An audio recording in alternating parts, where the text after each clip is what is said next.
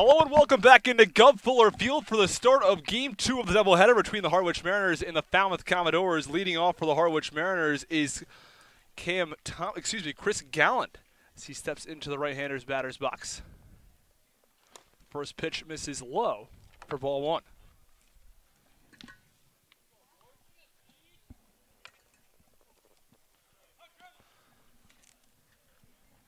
TJ Sycamore on the mound for the Falmouth Commodores as the 0-1 pitch is swung on and popped up into right field.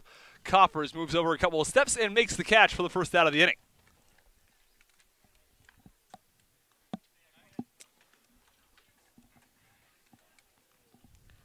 As we talked about in the pregame show, TJ Sycamore out of Missouri had some quality starts, and we said that in the pregame show. He's 6 of 11 of his starts with an earned run or less. First time pitching the Cape League this year, though.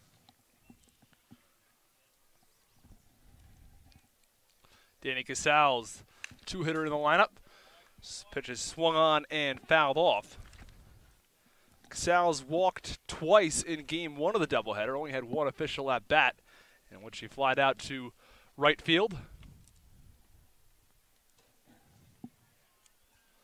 The 0-1 delivery misses outside, count 1 ball and 1 strike.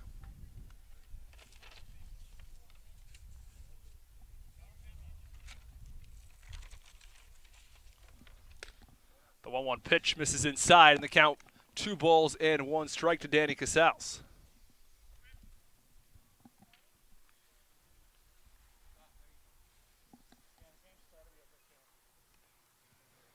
The 2-1 offering from Sycamore. That pitch misses outside by just a bit, and the count goes to 3 balls and 1 strike on Danny Casals.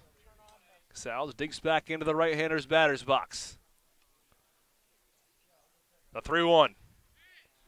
On the outside corner for strike 2 as Danny Casals was all set to go to first base, even tossed his bat. But he's called back, and the count goes full at 3-2.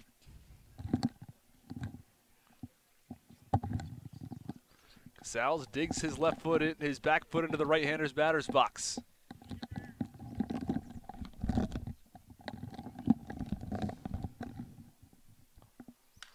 The 3-2 pitch is foul off, and the count remains 3 balls and 2 strikes.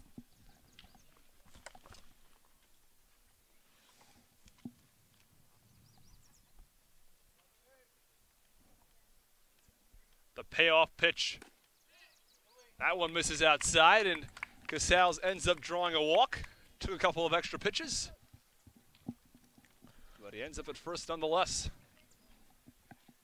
The Mariners try to sweep this doubleheader as they climb back to 500. So winning this game would mean they are over 500. Won back-to-back games. Big win over Wareham last night. A lot of that was thanks to the pitching. And then in Game 1 of the doubleheader, a one-hitter between Kyle Bronovich and Zach Hess. First pitch is a breaking ball for strike 1 on Zach Watson, and Watson hit a big 3-run home run in the top of the 9th inning to pad the Mariners' lead. He finds himself in the 3 spot in Game 2 of the doubleheader as a result. Runner on first, 1 out, scoreless game in the top half of the first inning.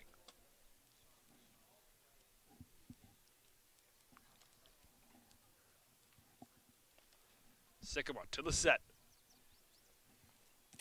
0-1 delivery.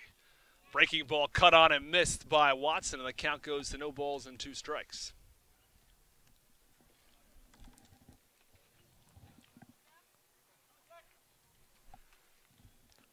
Watson earlier in Game 1 and a 3-run home run in the 7th inning.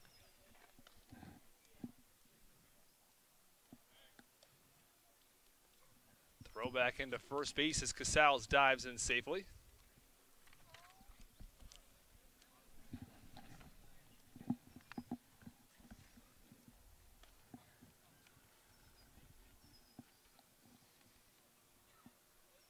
The 0-2 offering from Sycamore misses outside. Count 1 ball and 2 strikes.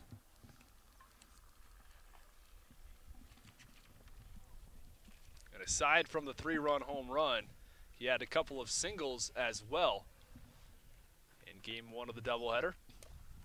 So Casals leads off first base. 1 out, top of the first inning. The 1-2 delivery, well upstairs, and the count goes to 2-2.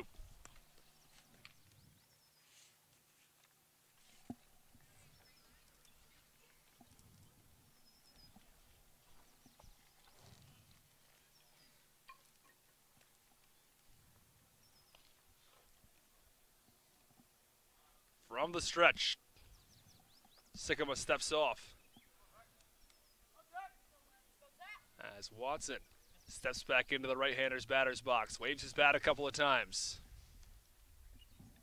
2-2 delivery. This is outside, and the count goes full at 3 balls and 2 strikes.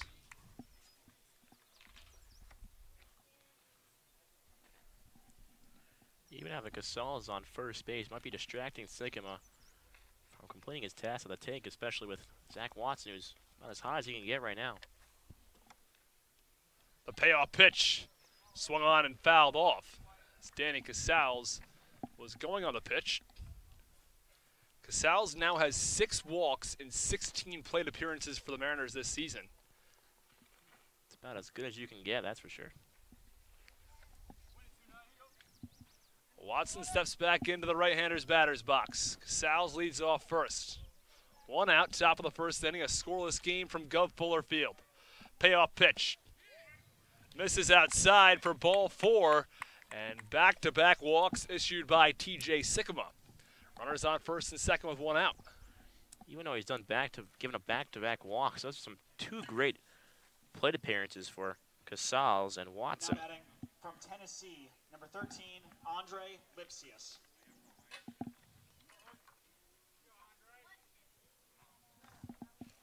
And Andre Lipsius, the right-handed cleanup hitter, steps into the batter's box. Runners on first and second, 1 out.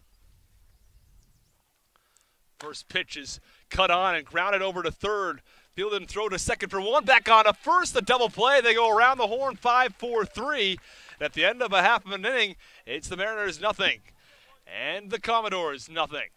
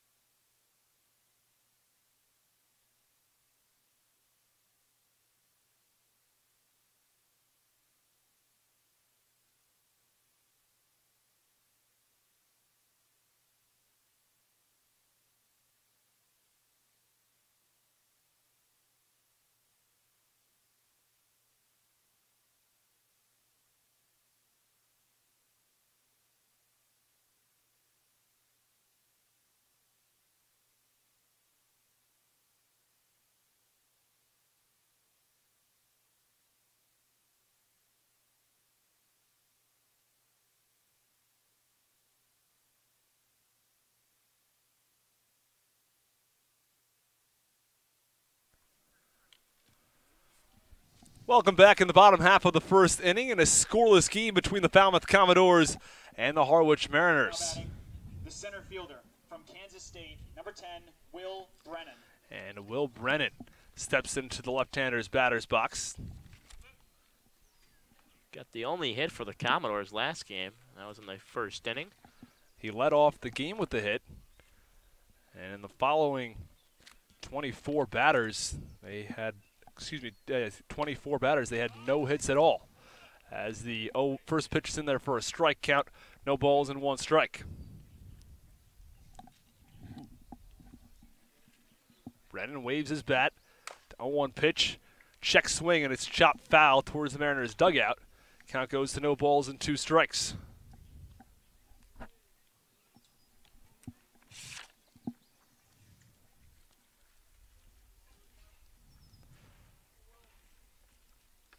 Sutera from the windup, the 0-2. Swung on, and a line drive foul down the third base line. Count remains no balls and 2 strikes. Sutera making his second appearance on the Cape League season. Came out of the bullpen the first time, pitched 3 innings, 4 hits, 2 walks, 3 strikeouts. The 0-2 delivery. This is upstairs and outside. Count goes to 1 ball and 2 strikes. That was all the way back in Wareham on June 13th. The 1-2 pitch misses outside. Count goes to 2 balls and 2 strikes. Around the diamond for the Harwich Mariners, it's Gorski in left, Watson in center, Gallen in right, Eichhoff at third, Lipsius at short, Casals at second, Gill at first. Behind the plate is Brad Debo doing the catching. And the 2-2 pitch is swung on and hit high in the air to left field. Moving in is Gorski. He makes the catch for the first out of the inning. So after Norman got the start there in left in game 1, Gorski opening out there, and behind the plate, Debo doing the catching. After Driscoll caught game 1. So Hayden Cantrell steps into the left-hander's batter's box. The first pitch misses upstairs for ball 1. Yeah, back in the 4th in the last game, he was the one that might strike him out. Or that was on a strikeout, but he got thrown out at plate after stealing 2 bases. 1-0 pitch paints the lower part of the zone. The count, 1 ball and 1 strike. He reached on a walk, proceeded to steal second, steal third,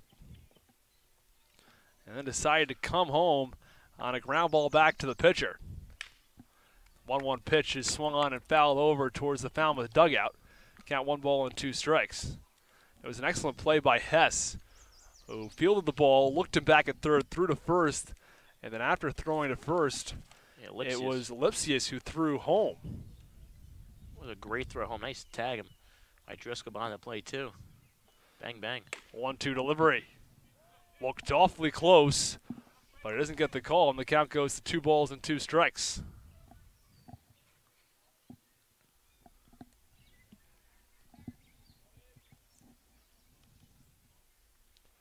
From the windup, the 2-2 misses low, and the count goes full at 3 balls and 2 strikes. So Tom Sutera has been called on here. Second game of the doubleheader for a start. I mean, Mariners' starting pitch has been superb this year. 3-2 pitch runs low and inside, and it's going to be a walk to Hayden Cantrell. Now batting, the first baseman from Clemson, number 16, Logan Davidson.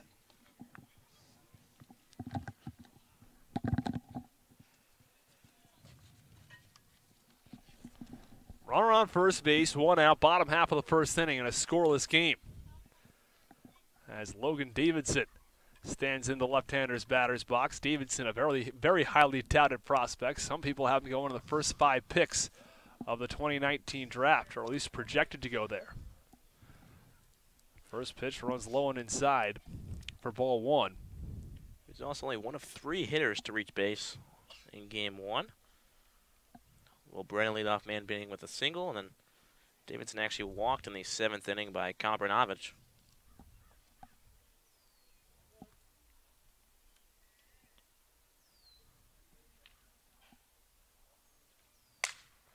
And the 1-0 pitch is grounded to second.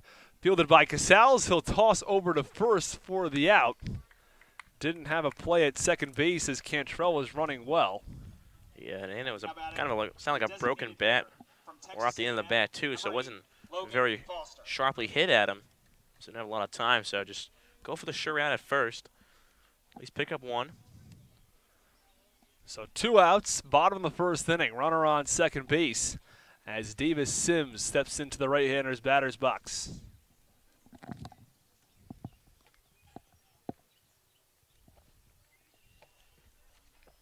Sims playing first base. Was the cleanup hitter in game 1 as well.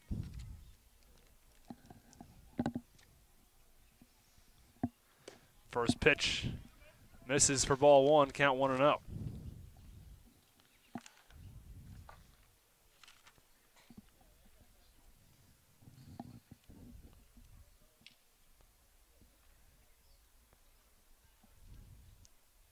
The 1-0 offering from Sutera misses just a little low and outside, and the count goes to 2 balls and no strikes.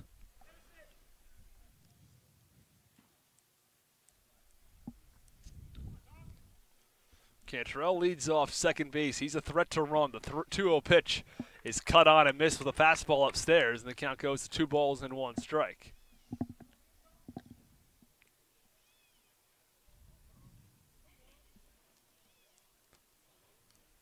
Sims digs back into the right-hander's batter's box.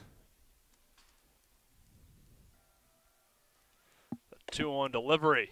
Breaking ball for strike 2. Count goes even at 2 balls and 2 strikes. Sims steps out of the batter's box. Now digs back in. Runner on second. 2 outs. The 2-2 offering. Strike 3. And he gets him looking, a strikeout for Tommy Sutera to end the bottom of the first inning. And after 1, it's a scoreless game from Gov Fuller Field. Harwich Mariners, the Cape Cod Baseball League, and the NCAA.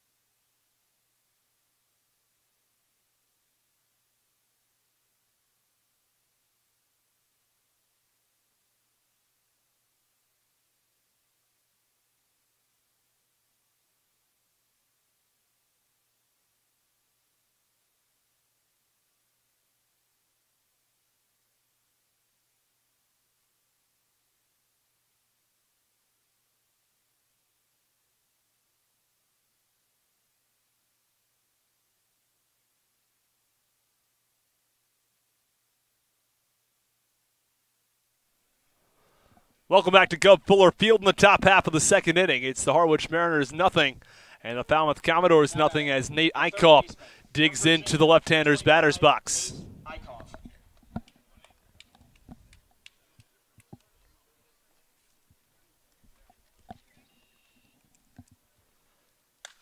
First pitch is swung on and popped up foul and out of play.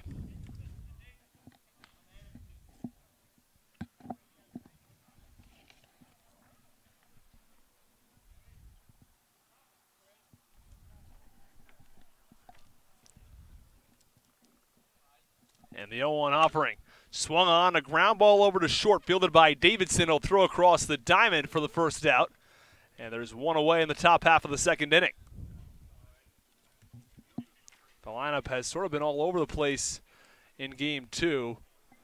We received a different lineup than the lineup that is coming out in the field. So we have Ben Norman, who is going to be batting 6th.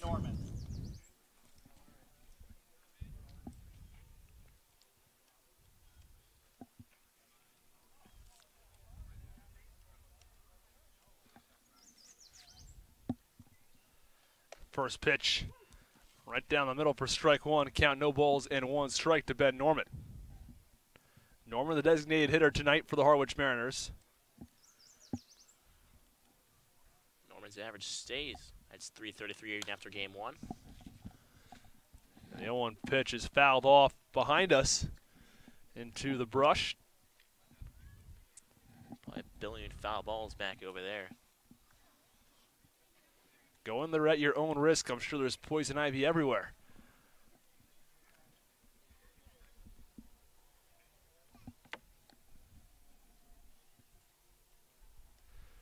The 0-2 delivery misses upstairs, and the count goes to 1 ball and 2 strikes. And last year, when we were here at Gov Fuller Field, the ball deflected off the backstop right onto our table, maybe 3 inches away from my broadcasting partner's computer, as the 1-2 pitch is swung on and driven out towards left field, headed back to the track, and making the catch on the run is Brennan for the second out of the inning.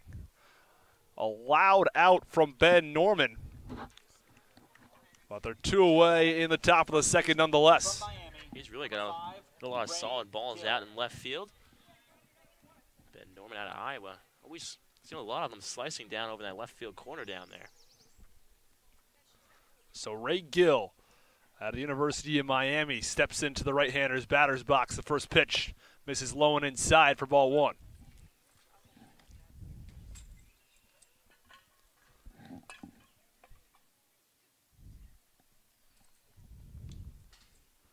The 1-0 delivery. In there for strike 2 on the outside corner of the count. One ball and 1 strike.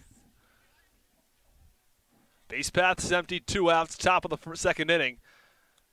Scoreless game from Gov Fuller Field as the 1-1 pitch is in there for strike 2 and the count 1-2.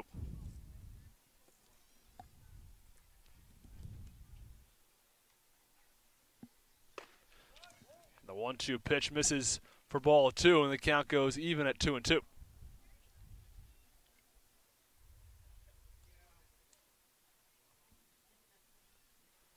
Now the 2-2 delivery. Swung on and chopped over to second. Constantino will throw to first, and that will do it. At the end of 1.5, it is a scoreless game from Gov Fuller Field. You're listening to Mariners Baseball on the Harwich Mariners Radio Network.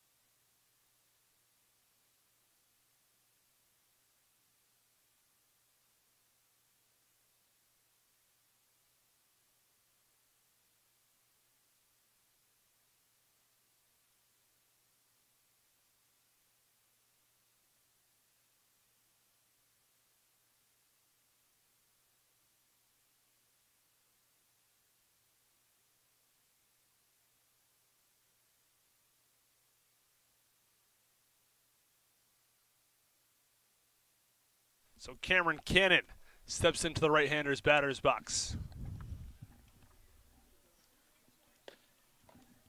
First pitch in there for strike 1. Count goes to no balls and 1 strike.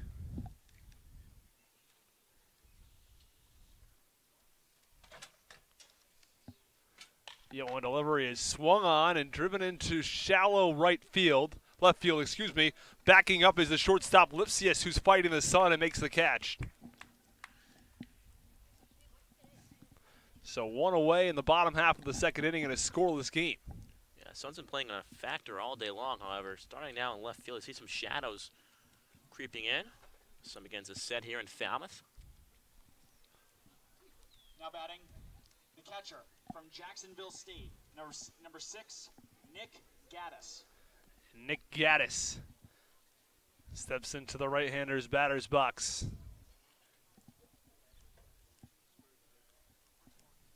First pitch is cut on and grounded, fouled on the third base line.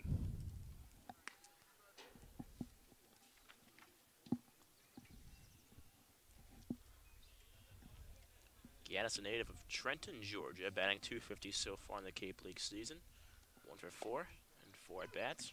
The 0-1 pitch right down the middle for strike 2, and the count goes to no balls and 2 strikes. And in that 1 at bat, he actually has an RBI, so, or the 4 at bats, excuse me. The 0-2 pitch misses.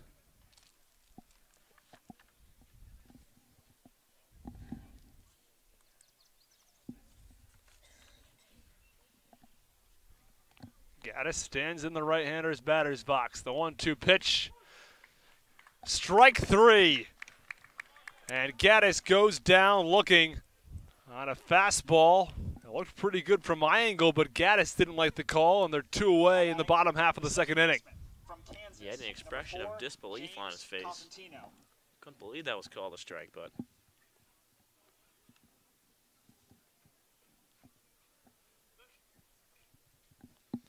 And James Cosentino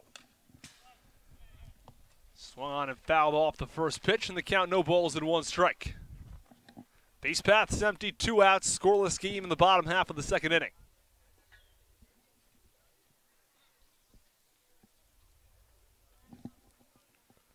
The 0-1 pitch is cut on and missed at a breaking ball, and the count no balls and 2 strikes.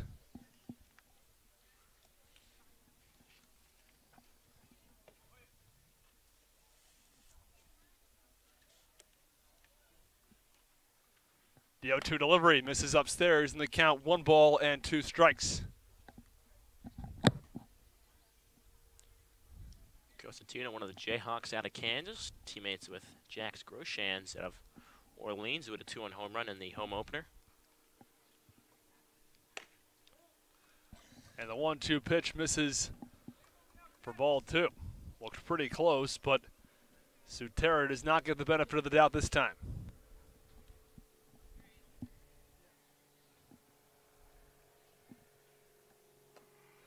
And now the 2-2 pitch in the dirt. Count goes full at 3 balls and 2 strikes.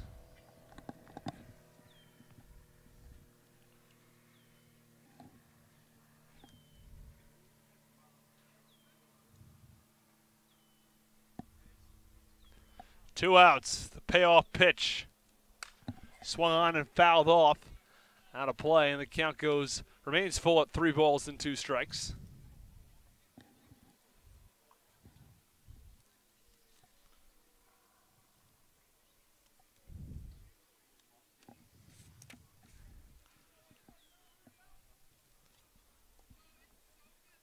Sutera, 1 2/3 innings of work so far.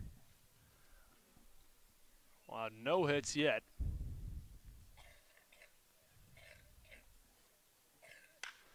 And the 3-2 pitch is swung on and driven to deep right field. Headed back to the track, to the wall. It is gone. A solo home run has put the Falmouth Commodores on the board. Yeah, that one was just tailing, and we were watching it because we were directly in line with the right field pole, and it just squeezed on by there.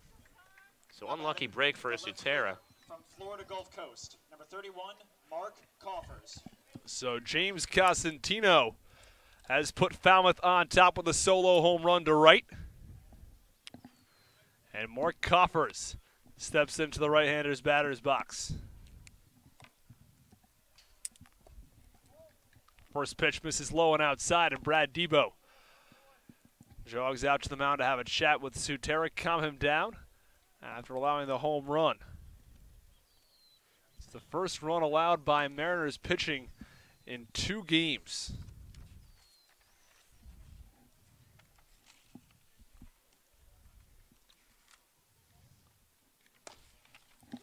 And a 1-0 pitch in there for a strike, count 1-1.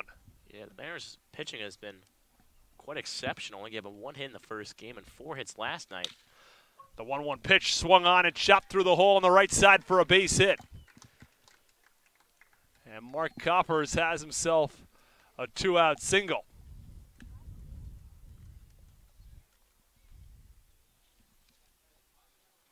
Now batting, the right fielder from College of the Holy Cross, number 22, Austin Mazel.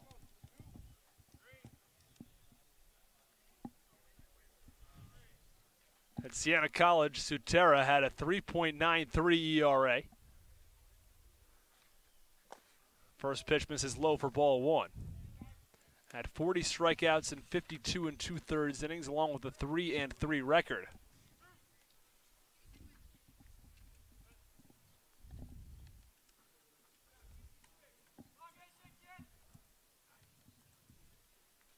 As Austin Mazel restraps his batting gloves, now steps in the batter's box. The 1-0 pitch is swung on and fouled off down the left field line. Count goes even at 1-1. I've seen quite a number of guys sporting those Franklin Cape League gloves.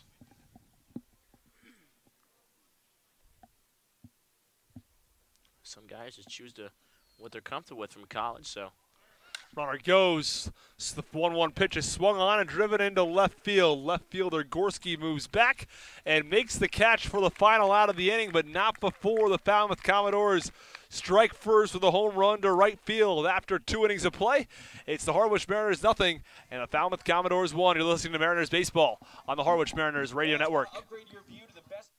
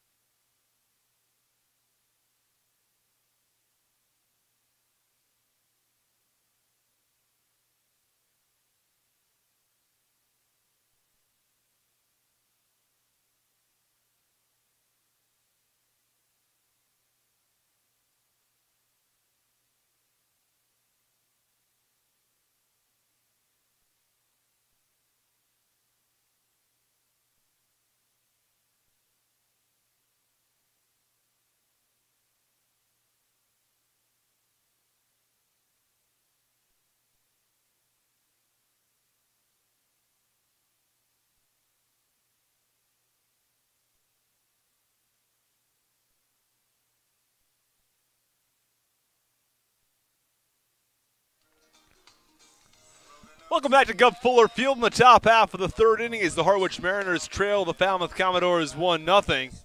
And Brad Debo, the 8th hitter in the Harwich order, is set to step into the left-hander's batter's box. Leading off for Harwich, the catcher from North Carolina State, number 35, Brad Debo. Debo has 7 plate appearances. He's reached base 3 times, each one of those via the walk.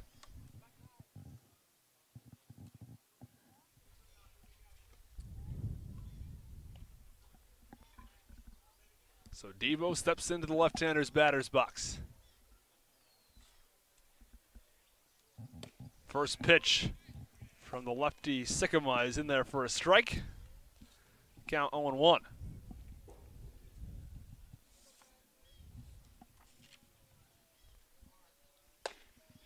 The 0-1 pitch right down the middle for strike 2, and the count no balls and 2 strikes on Brad Debo.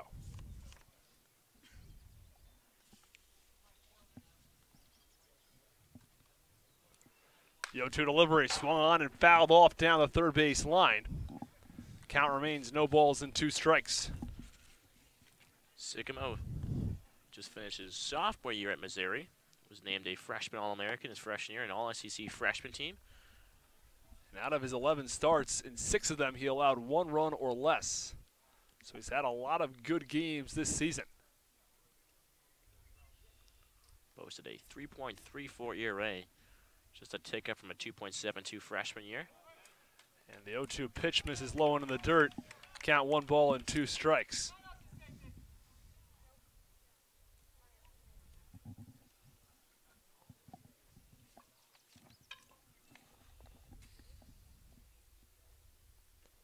Now the 1-2.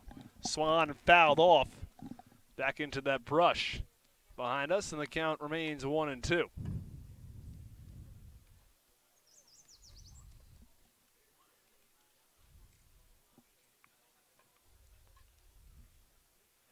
The 1-2 offering once again is swung on, a chopper over to third. Fielded by Cannon, throws the first, it's in time. So there's one away in the top half of the third inning. Both teams today actually playing pretty sound defensively. Not a lot of room for error. We've seen some great plays actually in the outfield. Last couple games we see some laying out grabs in the hole and short, but.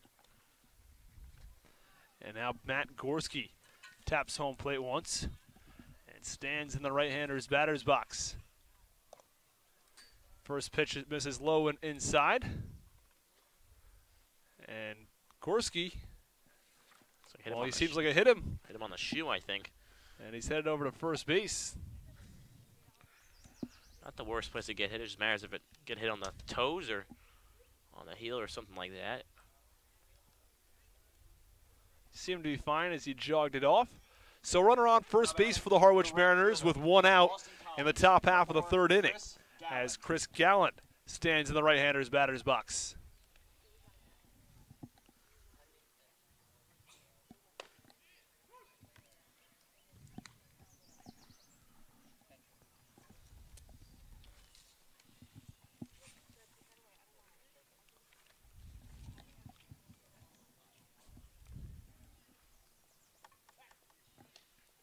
And Gorski goes back to first base as TJ Sycamore checks on him. Top of the third inning, 1 out, 1-0 lead for the Falmouth Commodores. The 0-1 pitch on the outside corner for strike 2.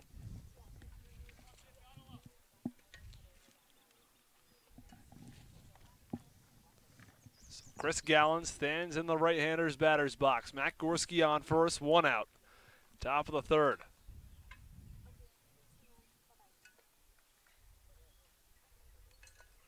The 0-2 delivery. Swung on and chopped through the hole on the left side for a base hit. So Chris Gallant is aboard and Gorski headed to third. He will be there easily.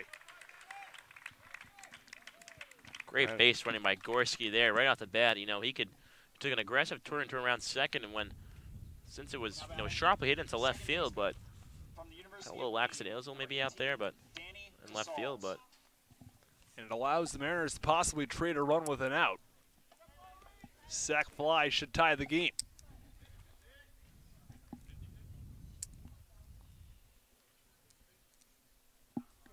Danny Casals in the right-hander's batter's box.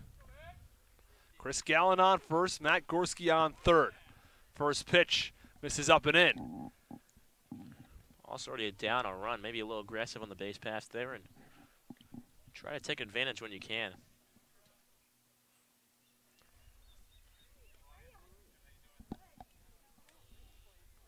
The 1-0 delivery. Swung on and missed. Gallant stealing second, and the throw misses well wide, so he's easily able to get into second base. So runners on second and third now with 1 out. A bit of a gutsy decision there from Gallant, especially with a runner on third base with fewer than 2 outs. The opportunity to score a run with an out, but Gallant dives into second base with just 1 out. Great pick by Constantino, too, at second. If he didn't pick that, would have gone to center field maybe. Gorski would have strolled in for a run, so. And the 1-1 pitch is swung on and chopped over to second base. Constantino throws the first for the out, but the Mariners tie the game on a fielder's choice as Matt Gorski crosses home plate. And it's a 1-1 game in the top half of the third. And that's why they still with 1 out, because a ground ball like that, able to score a guy instead of maybe turning 2 there.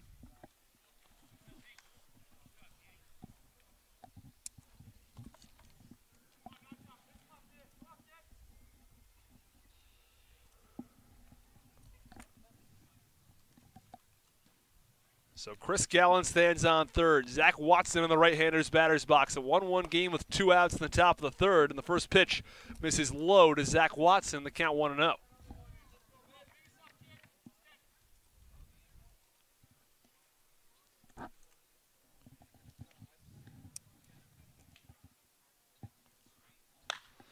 And the 1-0 pitch is swung on and line into shallow right field for a base hit.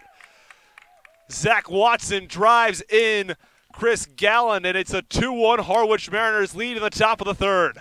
He continues to rake at the plate. I mean, after what he did earlier today with a home run and adding a couple base hits, he continues to produce for this Mariners offense that badly needs him too. So the Mariners jump on top 2-1 on the top of the third. Andre Lipsius steps into the right-hander's batter's box. And Watson goes in the pitch. It's in there for a strike, throw down a second, not in time. So Zach Watson puts himself in scoring position with 2 outs.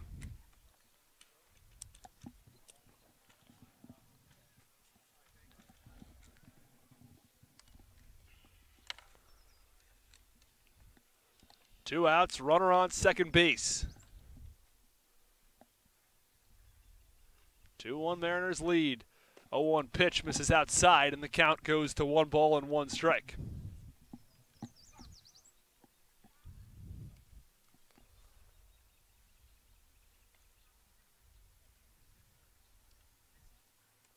The 1-1 delivery misses outside, and the count goes to 2-1.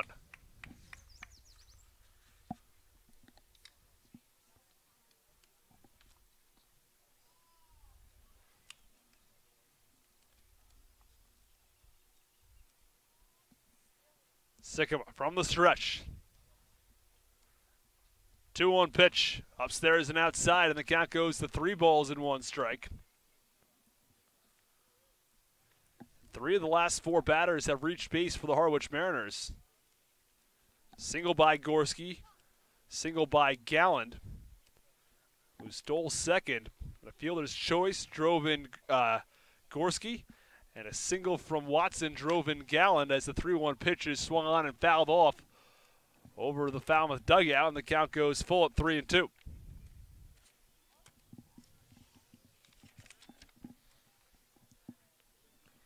Lipsius singled back in the 7th inning of Game 1. That's his lone hit between the 2 games.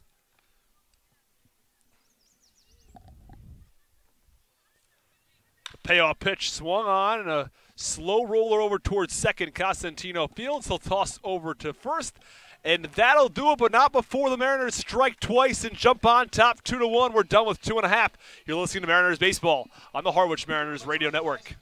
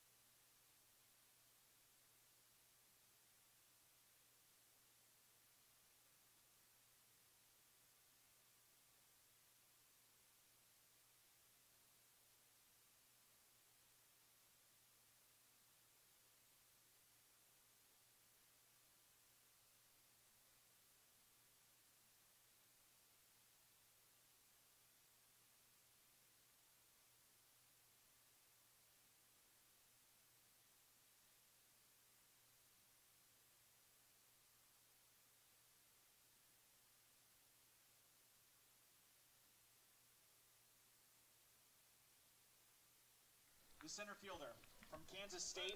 Welcome back to Gov Fuller Field in the bottom half of the 3rd inning as the Harwich Mariners lead the Falmouth Commodores 2-1.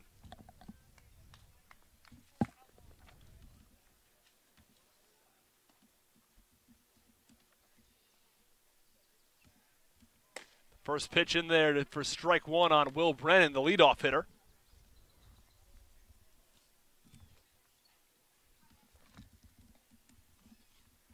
The 0-1 offering from Sutera misses low, and the count goes to 1 ball and 1 strike. Base path's empty in the bottom of the third, no outs. Mariners on top 2-1. 1-1 pitch misses low. Check swing. And he held up.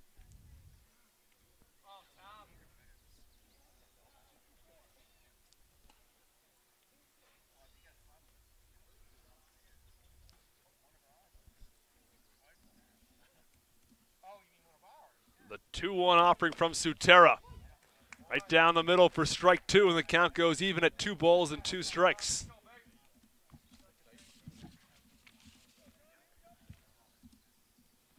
Brennan taps home plate once, stands in the left-hander's batter's box. 2-2 pitch, swung on, a slow roller back to Sutera. He fields and throws the first, and there's one away in the bottom of the third.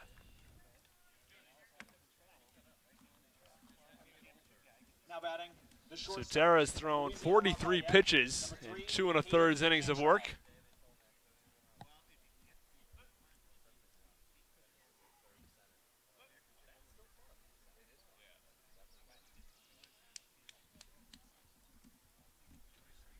And Hayden Cantrell, who walked back in the first inning. It's a real speed threat. So he takes strike one. Right down the middle, and the count 0-1.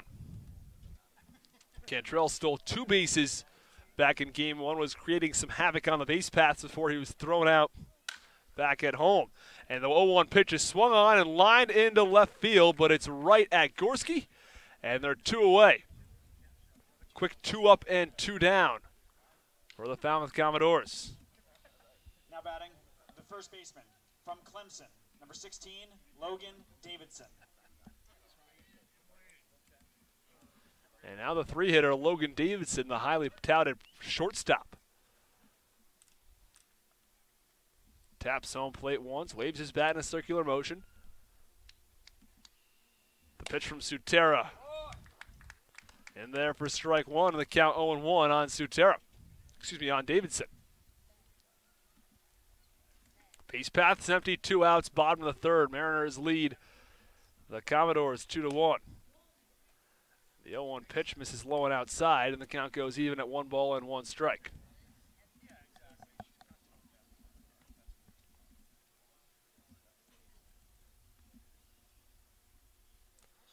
The 1-1 offering. Swung on and lifted into right field for a base hit. Gallen moves over to field it quickly and throw it back in, as Logan Davidson has himself a base hit. Now batting. Runner on first base with 2 outs for the Falmouth Commodores, as Logan Foster steps into the right-hander's batter's box and kicks around some dirt.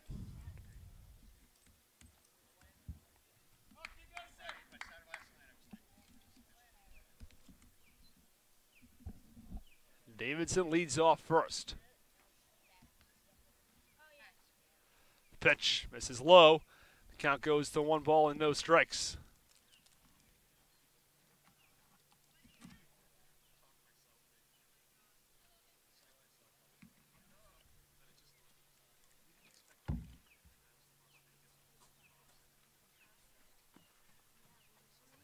The 1-0 delivery from Sutera misses low, and the count goes to 2 balls and no strikes. 2 outs, runner on first base.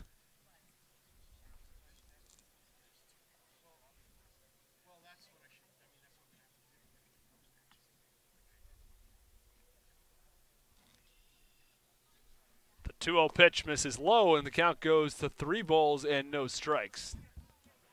Sutera's control has generally been good. He has 30 strikes compared to 21 balls. But he falls behind in this count 3-0.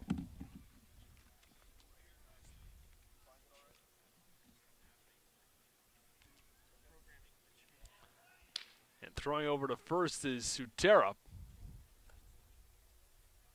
Check on Davidson, who dives in easily.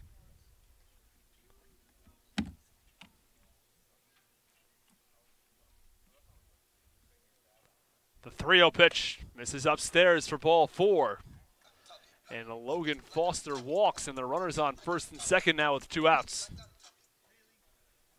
Has to be somewhat concerning for the Harwich Mariners with a 4-pitch walk from Sutera. From Arizona, number 26, Cameron Cannon. And Cameron Cannon.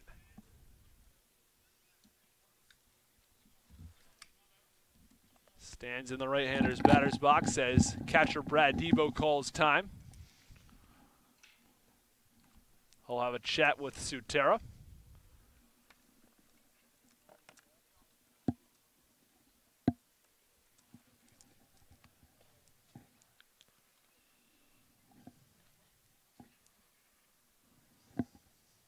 Looking to calm him down as he has just walked the last batter on 4 pitches, Logan Foster, after allowing a base hit to Logan Davidson.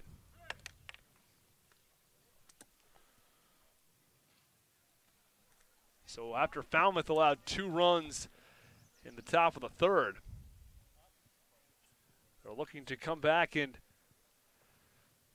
close that gap or tie the game. In the bottom of the 3rd, as Coach Englert walks out to the mound, has a chat with the infield.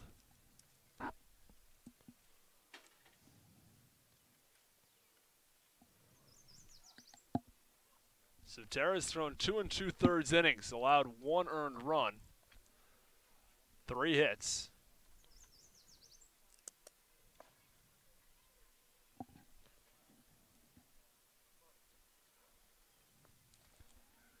And Coach Englert continues to talk to his pitcher.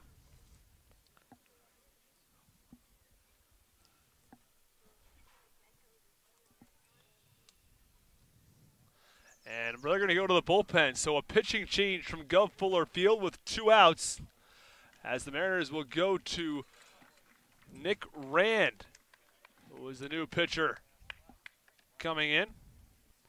Rand out of UMass Lowell.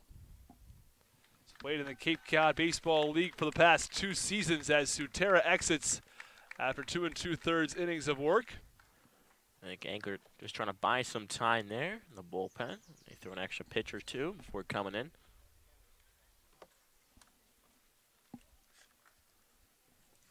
So Rand will come in with 2 outs in the bottom of the 3rd. It was 51 pitches total from Tommy Sutera.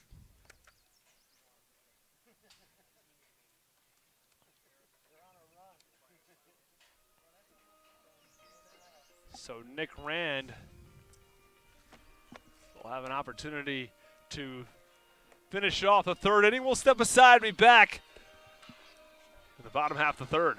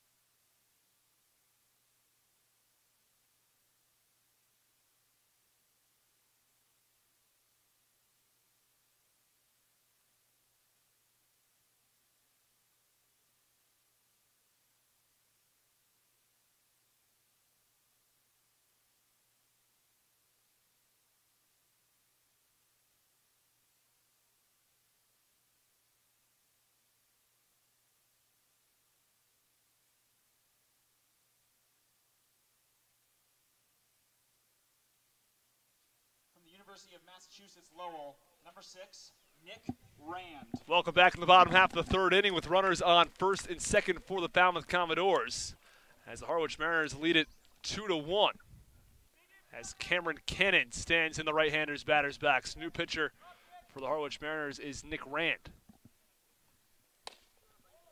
First pitch misses for ball 1. Rand last pitch against Hyannis back on the 14th. Through a scoreless inning with 1 strikeout. 46 strikeouts and 47 innings from Nick Rand at UMass Lowell this past season. 1-0 pitch is cut on and missed. Count goes to 1-1.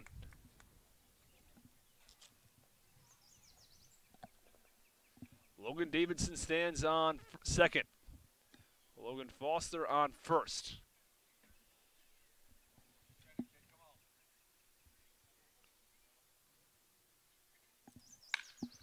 And the 1-1 pitch is swung on and grounded over to second base. Easily fielded by Casals. He'll toss over to first for the final out of the inning. So Nick Rand closes the door in the bottom of the third. After 3 innings of play, it's the Mariners 2 and the Commodores 1. You're listening to Mariners Baseball on the Harwich Mariners Radio Network. 2018 Cape League All-Star Game.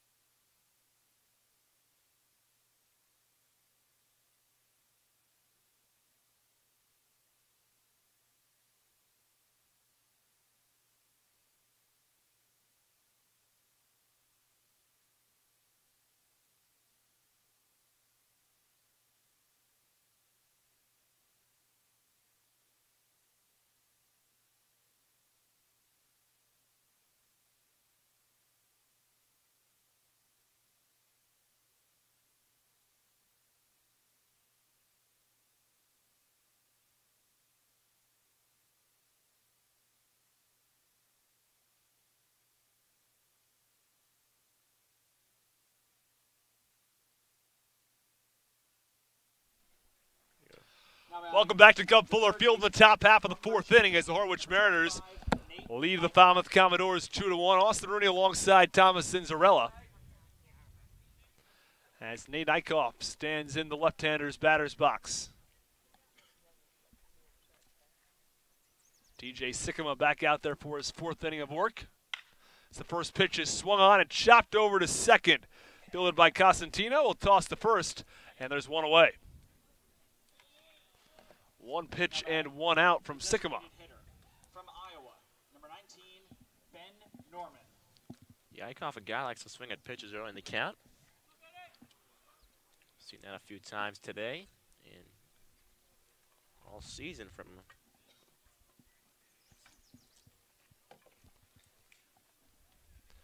And Ben Norman, who's 6 for 18 on the Cape, was coming into this game, and he bunts, deflects off of the catcher foul before going into fair territory as the home plate umpire calls him back.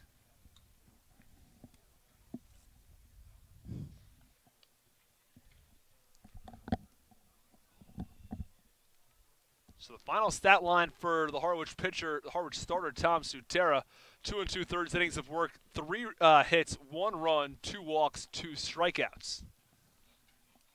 As Norman steps back into the left-hander's batter's box.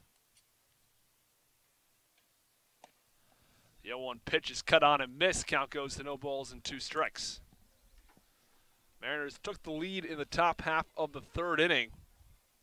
Started with Gorski single, followed by a Chris Gallen single. Danny Casals drove in Gorski on a fielder's choice.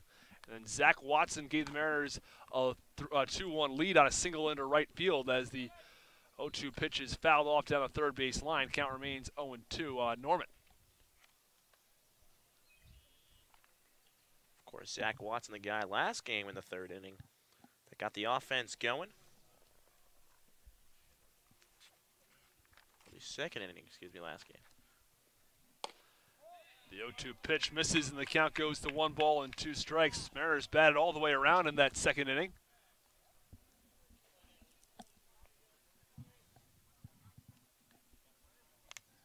Base path's empty, 1 out, top of the 4th. Mariners lead 2-1. The 1-2 pitch misses low as it bounces about 4 feet in front of the plate.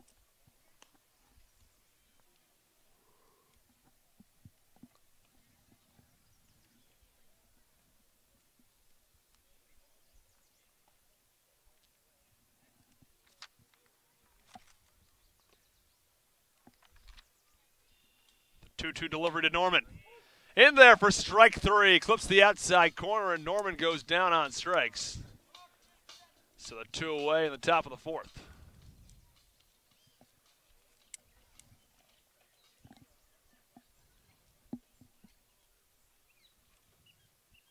Looks like he just froze Norman there with a fastball. First pitch to Ray Gill on the outside corner for strike 1, but I think most importantly what we've seen from the Harwich Mariners over these past 2 games has to be the fact that they have finally started to produce with runners in scoring position. No, definitely for sure. We've seen it today, and yesterday is not as much yesterday, but today definitely. And the 0-1 pitch is swung on and missed at a breaking ball, low and out of the zone. Obviously not every time they're scoring runs, but you know, it's been a higher percentage today. The 0-2 pitch in there for strike 3. Back-to-back strikeouts looking from TJ Sikkema. And at the end of 3.5, it's the Mariners 2 and the Commodores 1. You're listening to Mariners Baseball on the Harwich Mariners Radio Network. Continuing with our corporate sponsor.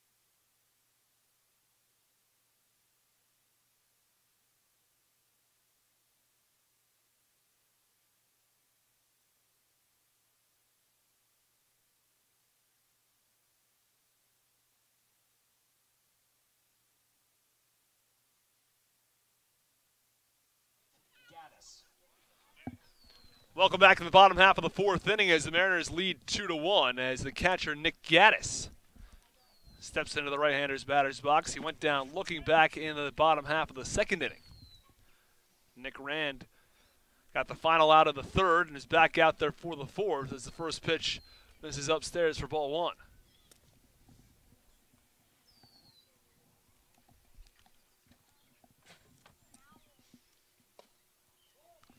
The 1-0 pitch misses low, and the count goes to 2-0.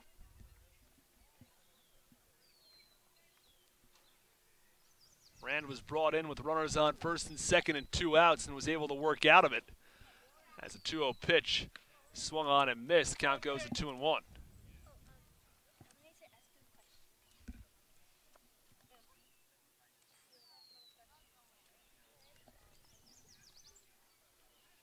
The 2-1 delivery. Swung on and a high pop-up into shallow right field. The second baseman, Casals, couldn't handle it as it goes off the edge of his glove. And safely in at first base is Gaddis. And I'm a little surprised he tried to make that play and didn't give way to Chris Gallen in right. You would think it would have been an easier play for Gallen out and right, but Casals thought he had it and almost did. Just maybe an inch or 2 off. Hit off the edge of the glove and fell to the ground, unfortunately, for the Mariners. Now batting, the second baseman. So no outs in the bottom of the 4th. Runner on first base as James Cosentino stands in the left-hander's batter's box, and he ripped a home run over the right field wall in the 2nd to give the Falmouth Commodores a 1-0 lead. First pitch right down the middle for strike 1.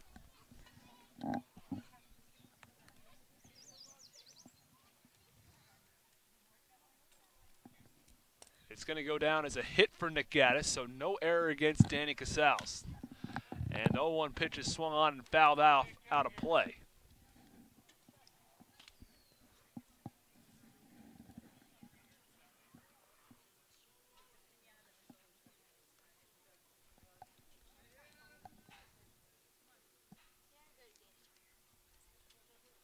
And the 0-2 pitch misses upstairs.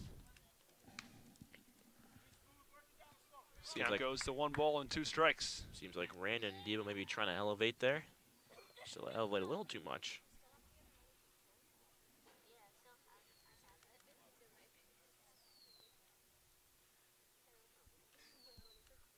The 1-2 delivery swung on, chopped over to second, fielded by Casals, throws the first. They get 2 as Casals steps on second before throwing to first. It's a 4-3 double play, so Casals makes up for his miscue in shallow right field, and they're 2 away in the bottom of the 4th. Yeah, that play is not easy at all, and he made it look very easy. I mean, he had to throw off his back foot running across the bag at second and somehow put it on target and with some velocity on it to get Cosentino.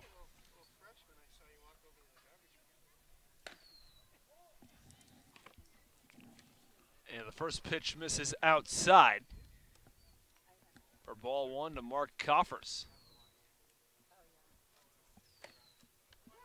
The 0-1 pitch on the inside corner. Count even at 1 ball and 1 strike on the right-handed hitter.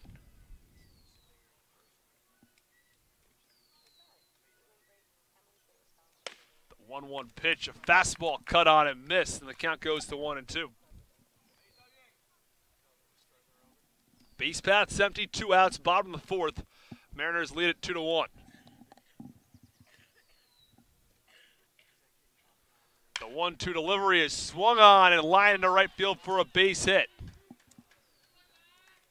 And Mark Coffers has the 5th base hit of the Falmouth Commodores afternoon. Now batting, the right fielder from College of the Holy Cross, number 22, Austin Maisel. Austin Maisel steps in the left-hander's batter's box. Runner on first base, 2 outs. Tying run stands on first base in the bottom of the 4th. And remember, with a 7-inning game, the bottom of the 4th is virtually the bottom of the 6th. First pitch misses inside, and the count goes to 1-0. That's one of these short 7-inning games you want to score early and score often, just to put yourselves ahead, because there's 9 less outs that a team has to make up. 1-0 delivery, swung on, a high chopper over to second. Casals fields and steps on the bag for the force out at second.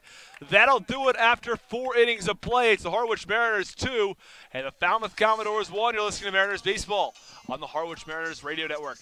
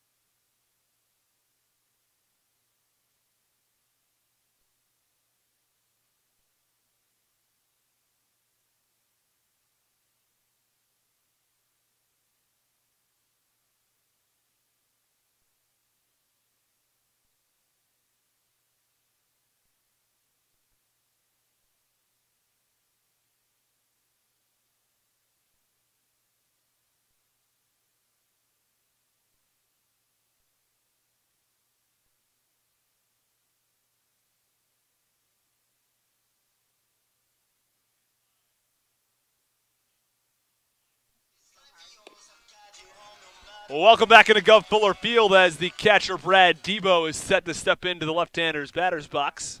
It's 8-9-1. Debo, Gorski, and Gallen due up in the top of the 5th inning.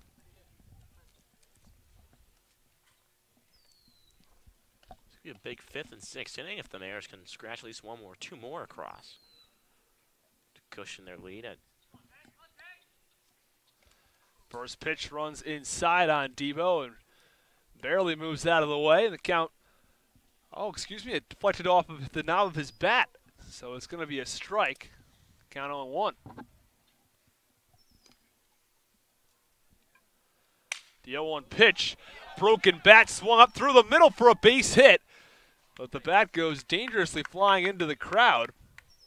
I think more people were watching the ball in play than seeing that from our angle. We could see the bat flying, but maybe people on the first base side didn't see that one. His original bat, the knob, is left with probably about 8 inches. The vast majority went flying into the crowd. So no outs and a runner on first base for the Harwich Mariners, a 2-1 lead. As Debo grounded a single right over second base.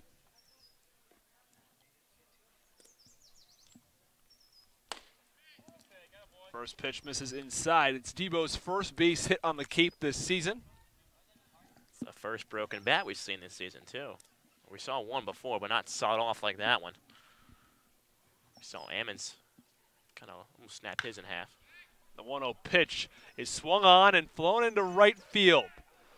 Right fielder Coffers moves over and makes the catch over by the right field line for the first out of the inning. So Galland, the leadoff man, set to step into the right-hander's batter's box. And these players don't see broken bats all that frequently, as they're usually using the metal bats in college. Some of them have played some other collegiate summer leagues. Might use them. But wood always heavier than metal. That's why scouts love this league. As the first pitch misses outside to Chris Galland, and that's why you oftentimes see that the ERAs from the pitcher are lower than normal. The batting averages are also lower than what you normally see. As the 1-0 pitch, check swing, say he goes around and the count goes to 1-1. A little heavier than a metal bat, so can't get the amount of swing speed you normally want compared to a metal bat. The 1-1 offering. Right down the middle for strike 2, and the count goes to 1 ball and 2 strikes on Chris Galland. Galland singled and scored back in the 3rd inning.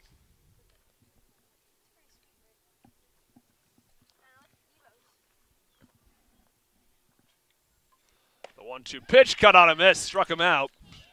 2 away in the top half of the 5th. Mariners on top of the Commodores 2-1. Runner on first with 2 outs. As Danny Casals steps into the right-hander's batter's box.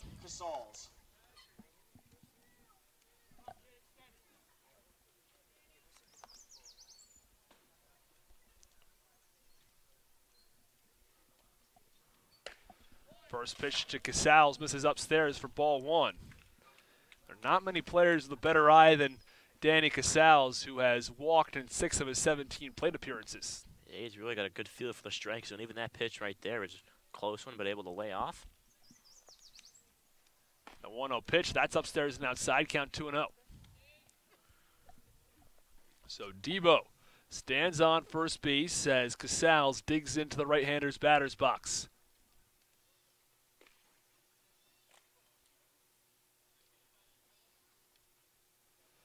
The 2-0 misses inside, count goes to 3 balls and no strikes. Casals with 14 home runs at Maine this past season, also 50 RBIs.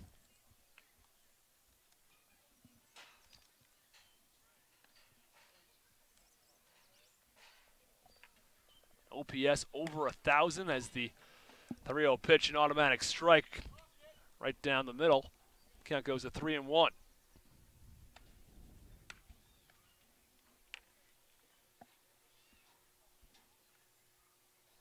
The 3-1 delivery misses low, and yet another walk from Danny Casals. They continue to pile up for the right-handed hitter. Make that number 7 on the season in just 18 plate appearances. It's outstanding to see the work he's been able to do this season. And that's 3 walks today in 6 at-bats, so Looking for a guy that can get on base. He's your guy if you need a leadoff walk. So runners on first and second with 2 outs. Meeting at the mound. And they're going to have a new pitcher for the Falmouth Commodores. So TJ Sycamore goes 4 2/3 innings, allows 2 earned runs, is still responsible for the 2 runners on base. In total, he allowed 3 hits and 3 walks. So we'll step aside, and we'll give you all the details on the new pitcher when we come back.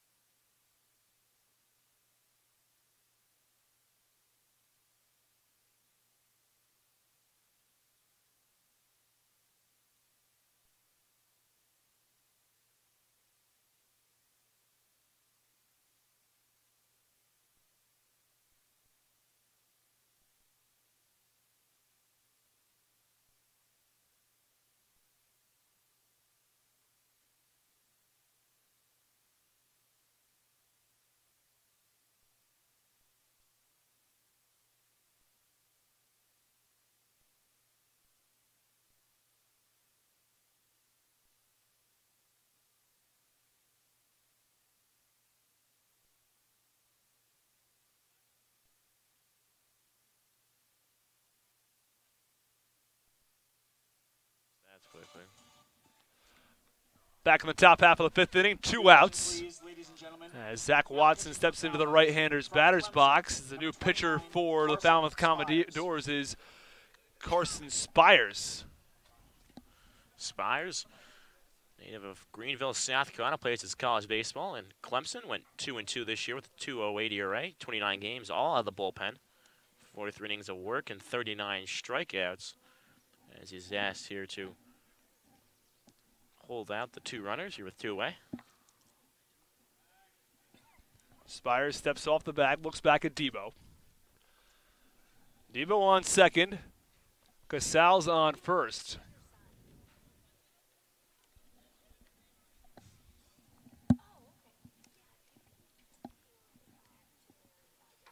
First pitch is swung on and fouled off down the right side, out of play.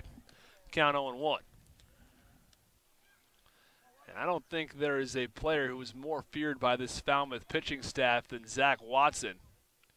It was 7 for 17 on the Cape so far, and if you include the 2 walks, he's 9 for 19 in terms of his on-base rate.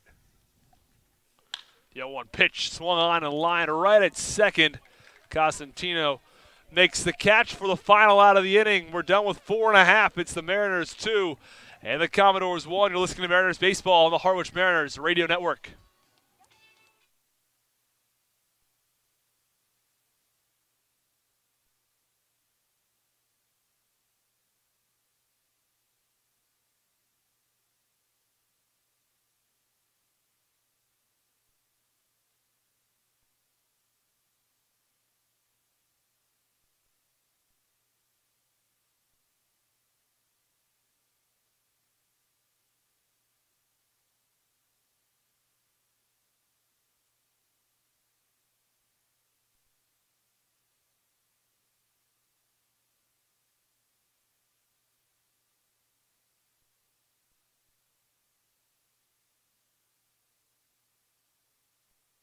If you don't play.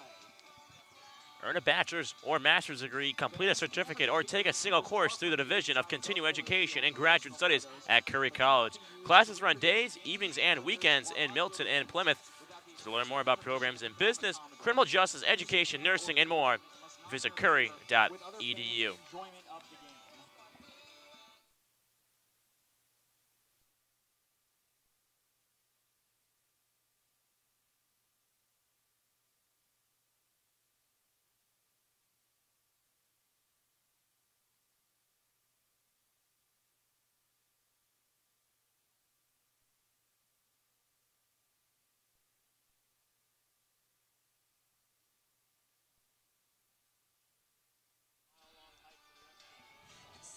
Welcome back to Gov Fuller Field in the bottom half of the 5th inning. Mariners on top of the Commodores 2-1. They're looking to sweep this doubleheader. As Will Brennan, the leadoff hitter, steps into the left-hander's batter's box.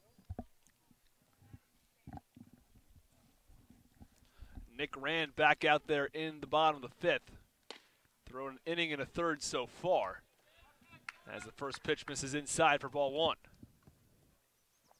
Nick Rand, inning and a third of work, 2 hits, no strikeouts or walks.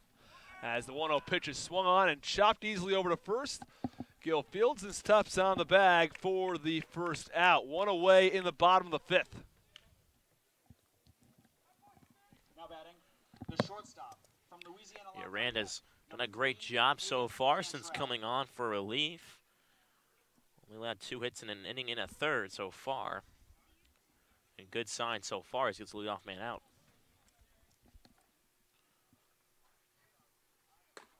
And the first pitch misses upstairs and outside to Hayden Cantrell.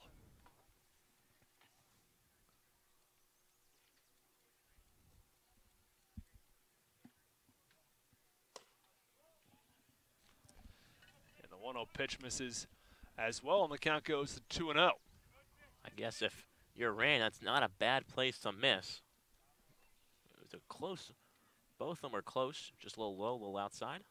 2-0 pitch runs upstairs and inside, and the count goes to 3 balls and no strikes. You'd rather just miss just out of the zone than in the zone, so. Cantrell, a guy with a lot of speed. Definitely have to watch out for him on the base paths. It's a 3-0 pitch in there for a strike, count 3-1. It also means anything hit to the left side of the infield could be a base hit. 3-1 pitch misses upstairs for ball 4. So Cantrell is aboard. Not exactly what was planned from Nick Rand.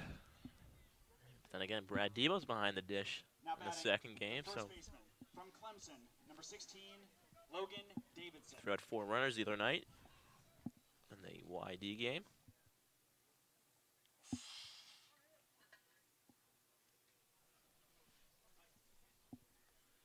And Logan Davidson, projected first-round pick in the 2019 MLB draft, stands in the left-hander's batter's box and takes upstairs for ball 1. There were some mock drafts that had him as high as number 1 overall.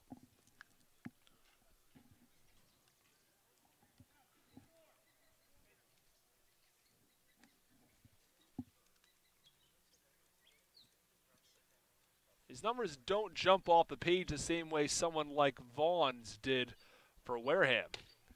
As the 1-0 pitch is in there for a strike count even at 1-1. Vaughn hit 23 home runs. On the other hand, Davidson hit 15.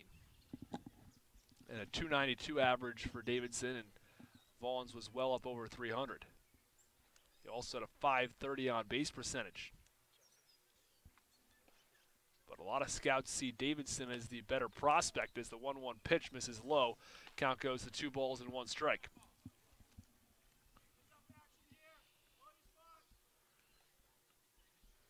Yeah, sometimes it's just the feel, the look of a guy, the look of a swing, or the way he just plays the game in general that can differentiate somebody.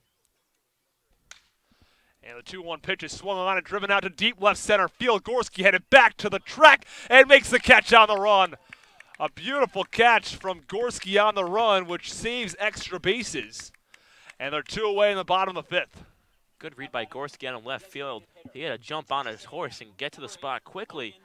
Otherwise, it would have been a one-hopper off the wall in left center. Would have dropped in for an extra base hit. So Gorski really patrolling well over there in left center. So 2 outs in the bottom of the 5th. Mariners up 2-1 over the Falmouth Commodores. Nick Rand now through 2 innings of work in 28 pitches, so he's been pretty efficient. 15 strikes, 13 balls. As the first pitch runs upstairs and inside on Logan Foster.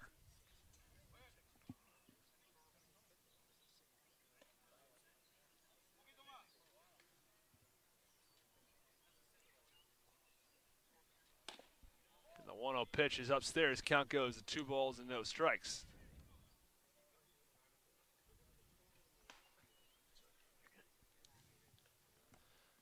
Cantrell leads off first. 2 outs. Bottom of the 5th inning.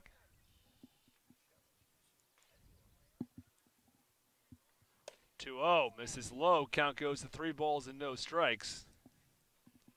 I am somewhat surprised that Cantrell hasn't at least tried to steal second base, especially with 2 outs, try to get himself in a scoring position. 3-0 pitch has the green light, and he swung on and fouled it off.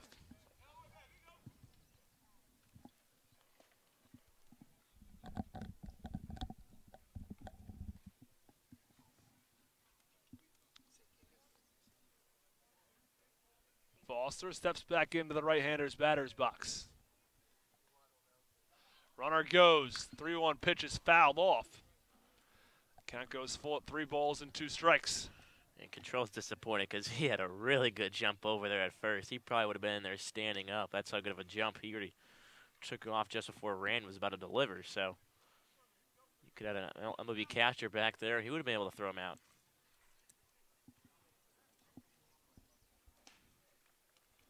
Two outs in the bottom of the 5th. Runner on first base. Mariners lead 2-1.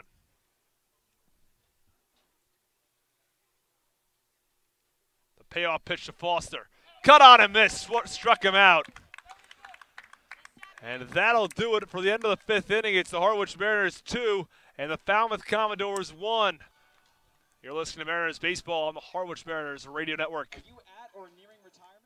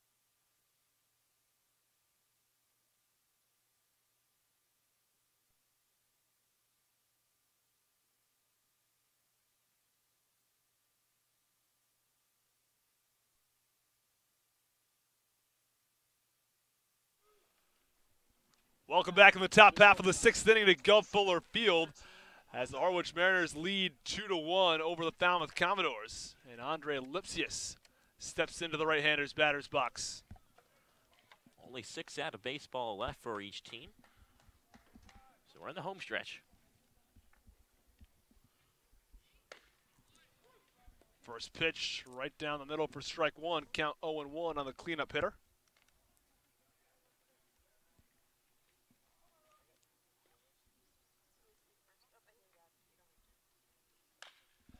0-1 pitch is swung on and fouled off down the third baseline. Count goes to no balls and 2 strikes.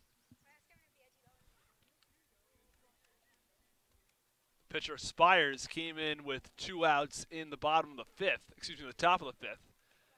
And got a quick line out off the bat of Zach Watson. And the 0-2 pitch misses low and outside, count 1-2. They've called Watson's name quite a few times tonight.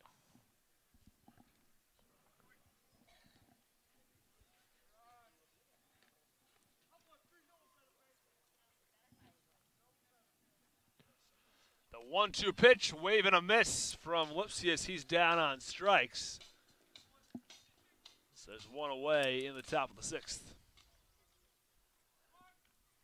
And Nate Eichhoff steps into the left-hander's batter's box. Number 25, Nate Eichhoff.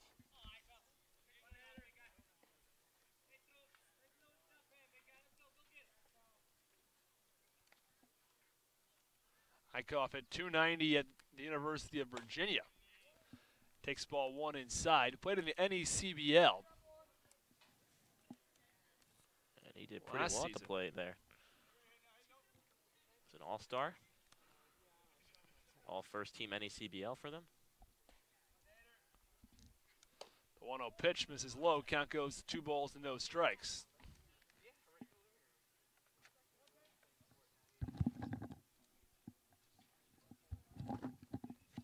Eichhoff has drawn 4 walks so far on the Cape.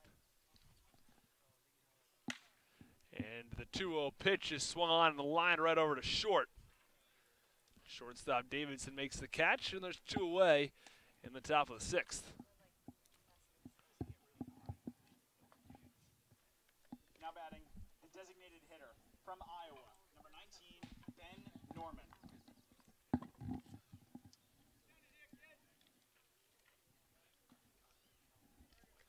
And Ben Norman steps into the left-hander's batter's box with 2 outs in the top of the 6th. Mariners looking for some insurance runs. First pitch misses low for ball 1.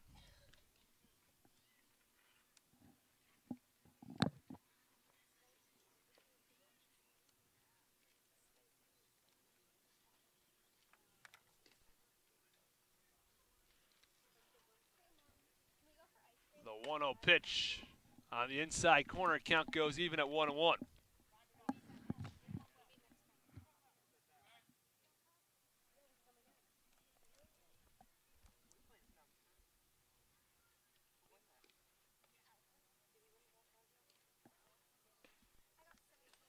The 1-1 offering is cut on and fouled off out of play. The count goes to 1 ball and 2 strikes on Norman.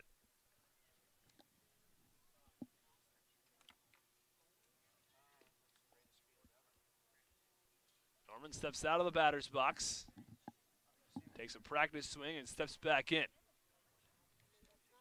Base path's empty, 2 outs. Mariners lead 2-1 in the top of the 6th. 1-2 pitch misses low. Count goes to 2 balls and 2 strikes.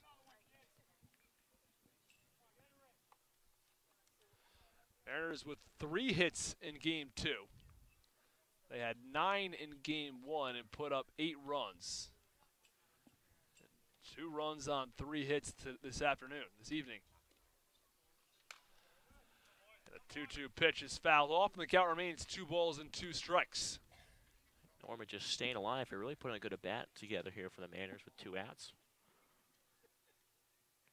All you need to do is get on base. Something can happen.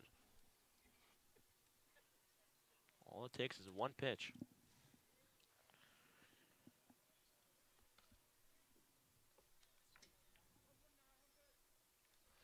The 2-2 pitch is swung on, a ground ball. Diving play by Davidson, throws the first. They got him. What a play by Logan Davidson, diving and making the stop before it could go into center field. So after 5.5 innings of play, it is the Mariners 2 and the Commodores 1. You're listening to Mariners Baseball on the Harwich Mariners Radio Network.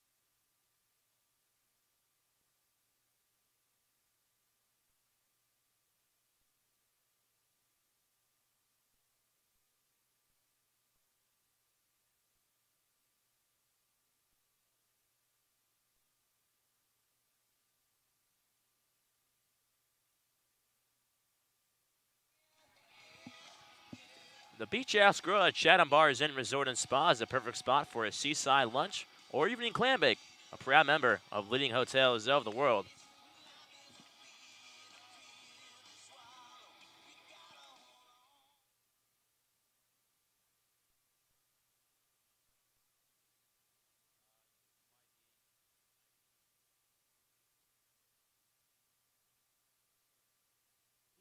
Number 32, And welcome back inside the broadcast booth here.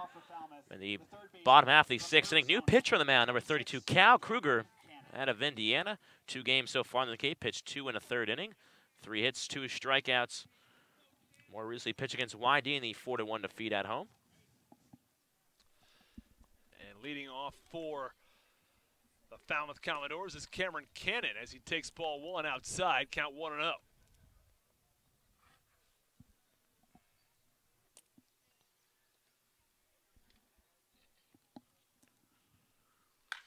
The 1-0 pitch is swung on and driven into left field, but coming on and making the catch is Gorski for the first out of the inning. Gorski's had some nice range out there in left field tonight. Yeah, a great run in the gap this past inning with Rand on the mound. And Rand's final line for the night is 2 1/3. 2 hits, no runs, no earned, 1 walk and 1 strikeout.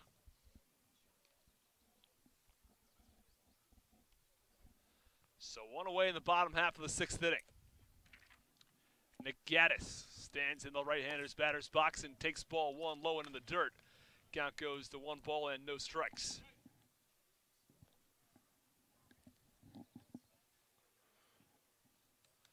The 1-0 pitch misses upstairs. Count goes to 2 balls and no strikes.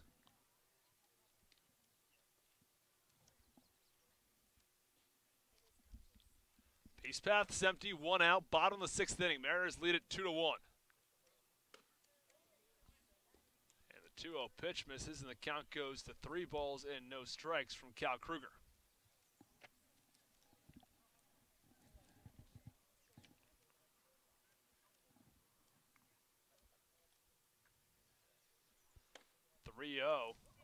Right down Main Street for strike 1. 3 balls, 1 strike.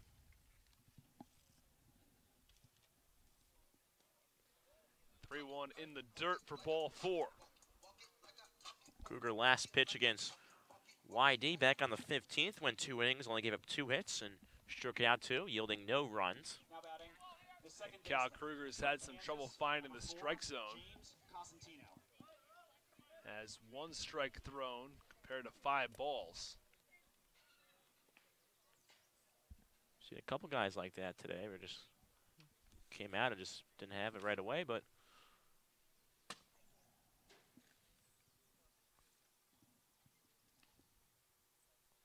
first pitch is cut on and fouled off, and the count goes to 0-1.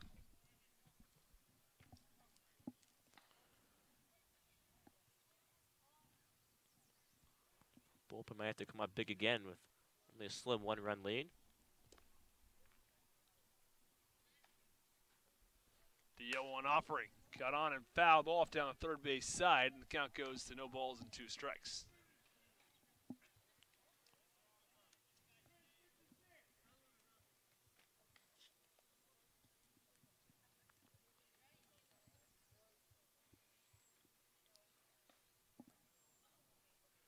The 0-2 pitch swung on and grounded over to shortstop. It goes under the glove of Lipsius and into left field for a base hit. Lipsius had a play on that ball, trying to field it on the backhand, didn't get his glove all the way down. Even if he fielded, they're going to give it an error against Lipsius. Lipsius traditionally playing first base. Ray Gill on that spot this evening. Number 31, Mark Coffers. And Mark Coffers stands in the right-hander's batter's box. Runners on first and second, 1 out. Would have been a tough play anyway if he made it. Would have thrown across his body to get the guy at second. He was charging on fast. Bit of a tough call against Lipsius. And they gave Danny Casals the benefit of the doubt earlier in this game with the ball deflecting off of his glove in shallow right field. Yeah, but always, besides being an umpire or a referee, I think the next hardest job is being a official scorekeeper. You can go a lot of ways. 0-1 pitch misses. The count goes to 1-1 on Coffers. Because you always always people are going to disagree, and then a lot of people will agree with you. So, same thing as an umpire. 1-1 pitch on the inside corner. Count goes to 1-2. Well, being an umpire is a little bit more black and white, though, I feel like. There's either a right call or there's the wrong call. Sometimes the official scorekeeper, there's somewhat of a gray area where it can go both ways.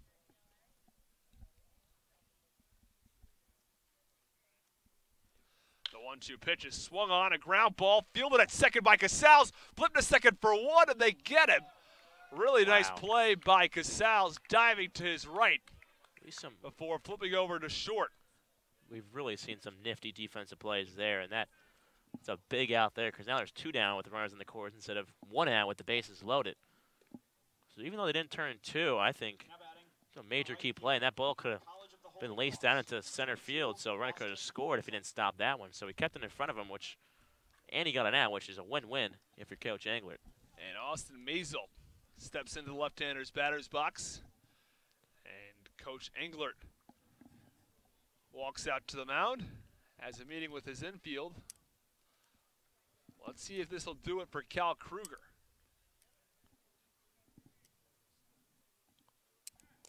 Right now, just discussing things with his infield.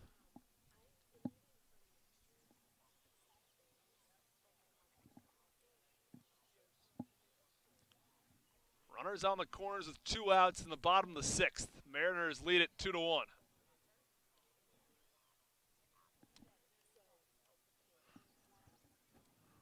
Cal Kruger stays in the game. Just giving some instruction to the infield and his his relief pitcher.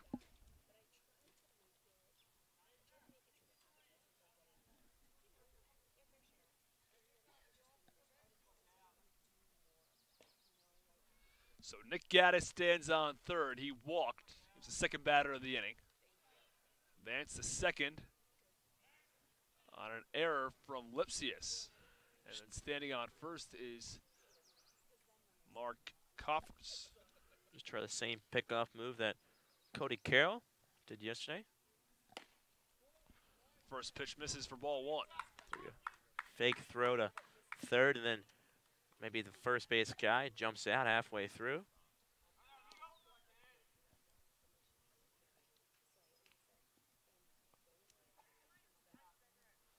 The 1-0 pitch. Breaking ball in there for strike 1, and the count even at 1 ball and 1 strike. Brad Debo also has a pretty good arm. He's trying to throw the ball around a bit too. So if any of these guys get too big of a secondary, he's confident enough to throw it down. 1-1 pitch, swung on a line right at third. Eichhoff makes the catch. A hard line drive off the bat of Maisel, but it's a nice catch by Eichhoff, which saves the run. And at the end of 6 innings of play, it's the Mariners 2 and the Commodores 1. You're listening to Mariners Baseball on the Harwich Mariners Radio Network.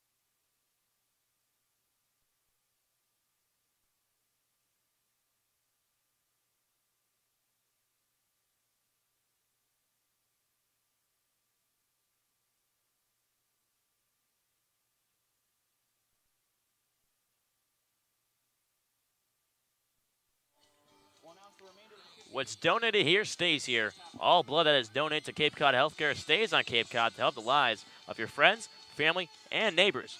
Learn more about donating blood, platelets, and hosting a blood drive at capecodhealth.org/blood center. Again, that is capecodhealth.org/blood center.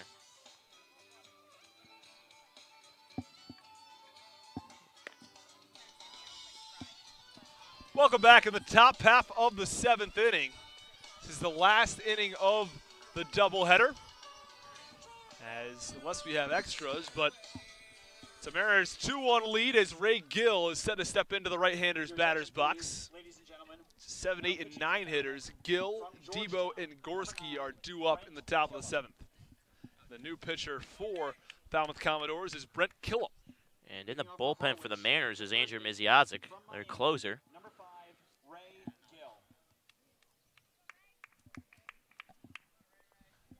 Ray Gill stands in the right-hander's batter's box.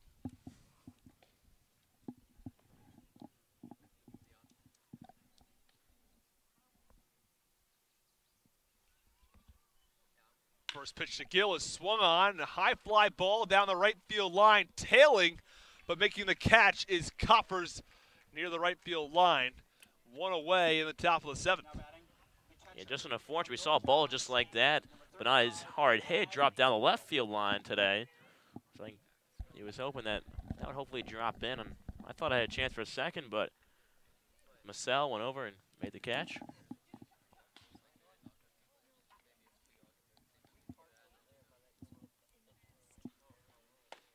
First pitch to the catcher, Debo. On the inside corner for strike one. Debo singled back in the 5th inning. It's 1 for 2 on the evening. The 0-1 pitch is swung on. A ground ball back to the mound, but trouble handling that one is Killam. Deflects off of his glove and over towards the shortstop, Davidson, but he had no play after the deflection. So Debo is on base. They're going to give him a hit. I think because the way it was hit off the bat, it might have a little spin on it. And the hit off looked like his palm of the glove since he's a lefty. And it trickled in between short and third. However, Cananelli was already going up the middle of where the ball originally was going to go. So a lucky deflection gives Brad Debo a base hit. Runner on first, one out. And the first pitch is driven high and deep to left field, and drifting back to the track is Brennan, who makes the catch. That one was very close to getting out of here on a hard hit ball from Matt Gorski. Yeah, just unfortunate. It looked like it almost had the distance, but anyhow, a good piece of wood on that one from Gorski. So a runner on first, 2 outs, top of the 7th inning. And Chris Gallen stands in the right-hander's batter's box. The leadoff hitter would be followed by Danny Casals if necessary. First pitch is fouled off. Mariners lead the Falmouth Commodores 2-1 in the top of the 7th. Only playing a 7-inning game in this doubleheader.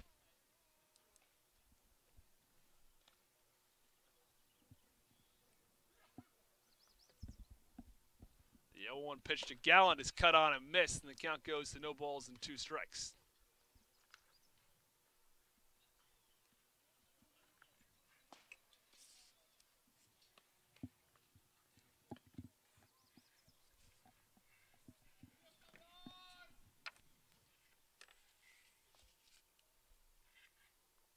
The 0-2 pitch from Killam is swung on, a line drive into left field for a base hit. Ball goes all the way to the wall. Debo rounding second. He's going to be stopped at third as Chris Galland has a 2-out double in the top of the 7th. That's a big 2-out hit there, because now a single could score 2 runs, and the score can end up being 3 or even 4-1 if they can find a way to drive him in. And this is where hitting with runners in scoring position becomes so important. And that's why that big miscue at the mound could end up costing Killam. It would go down as an earned run because they gave a hit yeah. to Brad Debo. Was his error? If it was an error, it would have been his error anyway. But it's an error against the pitcher would go down as an unearned run on ERA. First pitch to Danny Casals misses outside. Count 1 ball and no strikes. It's Galland on second, Debo on third. Top of the 7th inning, Mariners lead it 2-1. The 1-0 pitch misses low, and the count goes to 2 balls and no strikes.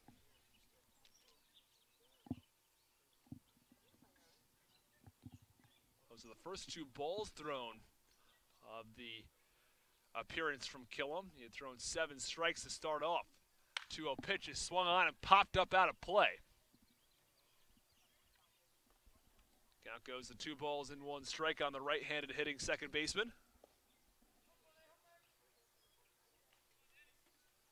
And Casals has been able to walk at a very impressive clip. 7 walks and 18 plate appearances.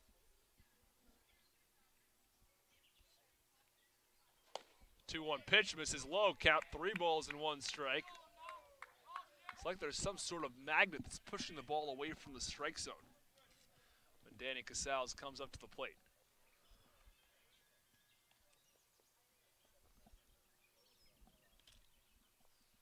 3-1 offering. Swung on a line drive down the third base line. Takes a bad hop and deflects over the glove of Cosentino. Scoring are both Debo and Galland, and into second base is Danny Casals with a 2 RBI double on top of the 7th. The Mariners are on top 4-1. Yeah, just another lucky break for the Mariners. They hit the lip of the grass, it looked like, and just hopped over Cannon at third as he kind of slid down to one knee. But anyhow, it goes down in the box score as a 2-run double. Those are big runs now. Set over the glove of Constantino, is over the glove of Cannon over at third base. First pitch in there for a strike on Zach Watson. So just a bad bounce, as you said, hit the lip of the grass, and by the time they were able to get to it, Casals is over on second base, and 2 runs scored. So there is the hitting with runners in scoring position. It's come in a big way tonight, as the 0-1 pitch is swung on and missed from Watson. Count goes to 0 balls and 2 strikes.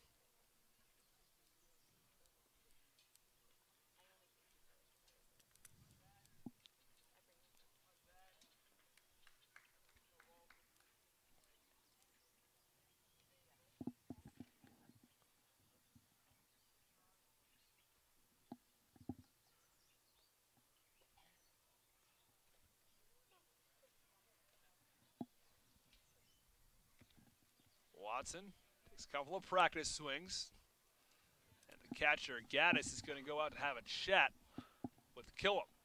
Might have had a disagreement of what he wanted to throw there.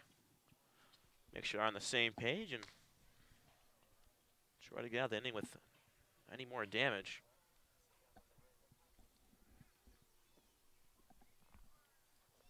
Watson steps back into the right-hander's batter's box.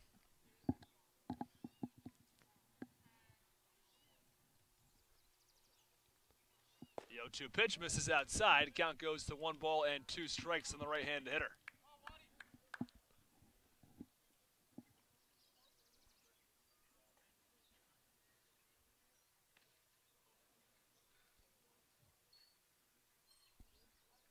The 1-2 delivery in the dirt, and the count goes to 2-2 on Watson. So Casals stands on second with 2 outs. Top of the 7th inning, Mariners lead at 4-1. Great block by Gass behind the dish there. Curveball in the dirt. It's going to be spinning towards Watson. And when it's in the dirt, he had to move his body over. Drop the knees, put the hands down, and sacrifice the body. 2-2 offering. Misses low, and the count goes full at 3-2.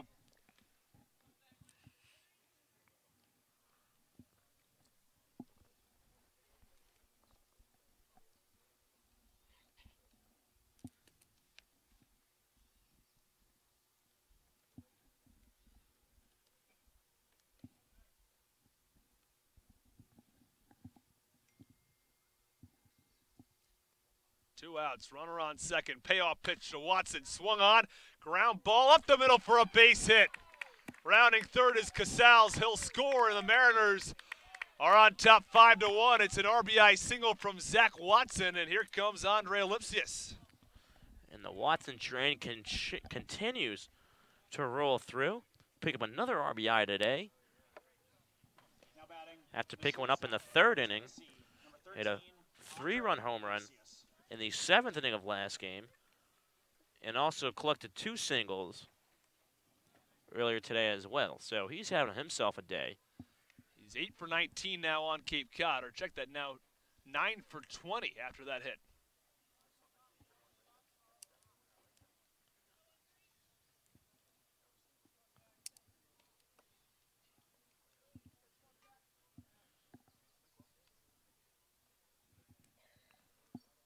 First pitch to Lipsius misses low for ball 1, and the count goes to 1 ball and no strikes.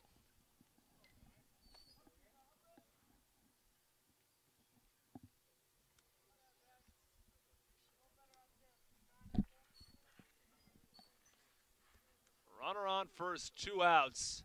Top of the 7th is the pitch, as Killam checks on Watson over at first base, and Killam has had a bit of a rough go tonight. 3 earned runs allowed in 2/3 of an inning.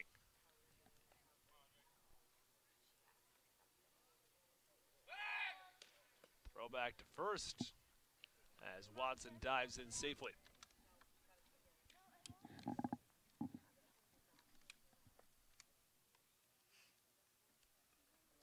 Watson on first, Lipsius to the plate. 2 outs, 5-1 Mariners lead. The pitch is low. Watson's going, throw to second, not in time.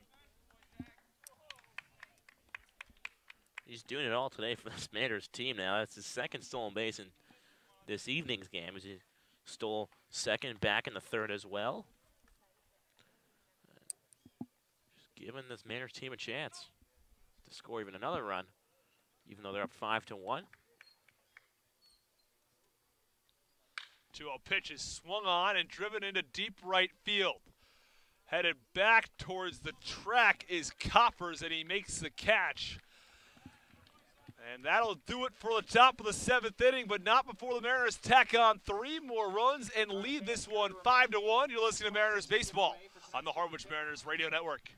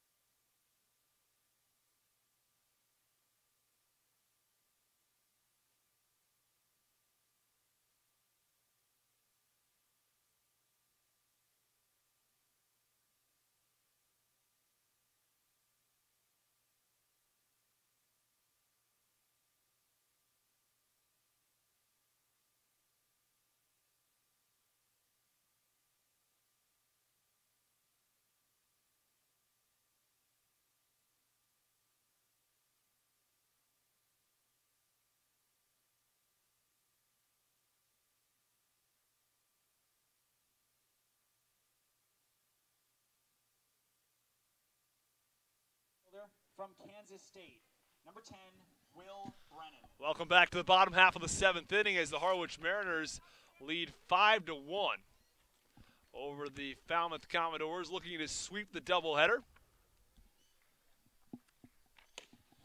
Miziazagan for his 3rd save. First pitch to the leadoff hitter, Will Brennan, in their first strike. Just making his third appearance. 2 innings pitched, 2 hits. The 1-0-1 pitch is inside. Count goes to 1 ball and 1 strike.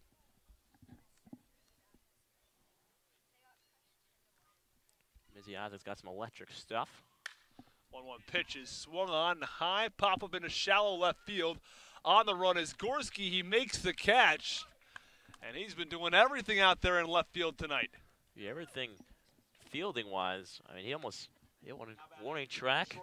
Left field does well, so he's been on a bunch out there for this Mariners team to give him a chance. I mean, he saved a couple runs on that left center gap catch he had.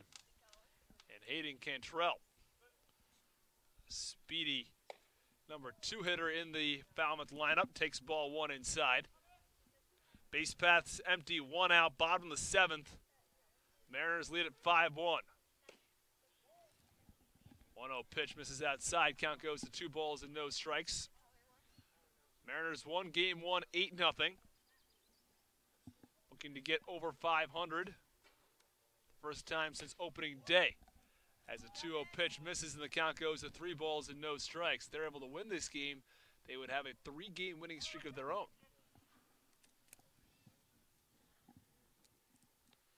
3-0 pitch misses upstairs and outside. It's a 4-pitch walk to Cantrell. And that is Cantrell's 3rd walk of the day.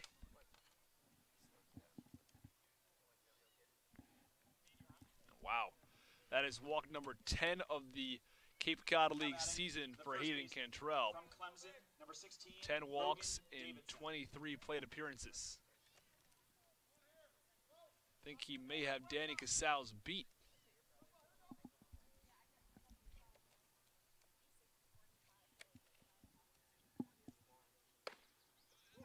First pitch on the inside quarter to Logan Davidson. And finding the zone on that first pitch always helps you build a little more confidence and gives you better odds, too, against the hitter. The 0-1 delivery to Davidson is swung on in a high pop-up. Casals directly underneath it and makes the catch for the 2nd out of the inning. So they're 2 away in the bottom of the 7th. Falmouth down to their final out. Number 8, Logan Foster. Runner on first base, 2 outs. 5-1 Mariners lead.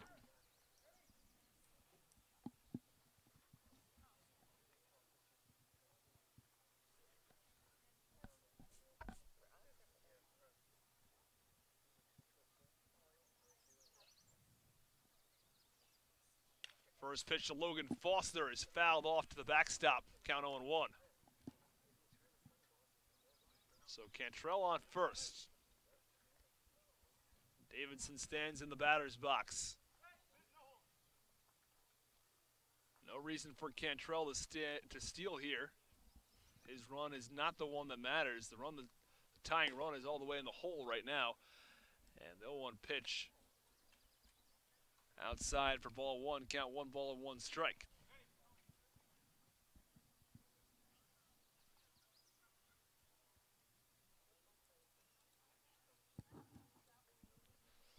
One delivery is swung on, a high pop-up down the right field side out of play. Count goes to 1 ball and 2 strikes.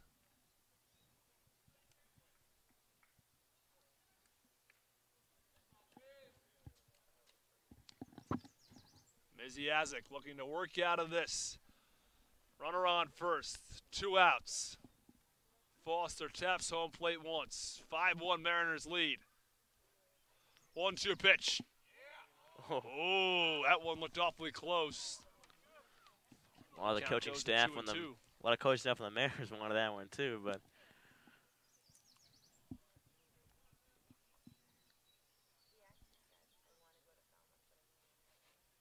and the 2-2 now. Swung on and missed, struck him out. And the Harwich Mariners sweep the doubleheader and have now won 3 in a row as they beat the Falmouth Commodores 5-1 in Game 2, and it was an outstanding game from the Harwich Mariners pitching staff today.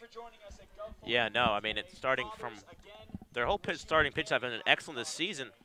I mean, but from both sides from last game with Baranovich and Zach Hess going on the hill and able to keep Falmouth to a 1-hitter in 7 shutout innings. And then today, after Soter went 2 2/3, Rand picking up a 2 1/3, and then Kruger and Mizyazik picking up an inning each. So overall, I think a really great game. But talk about the offense. I mean, the offense has erupted the last 3 games now, and that's what's led to the 3-game winning streak, I think. Because we've seen that the pitching's been there. It's just the bats haven't.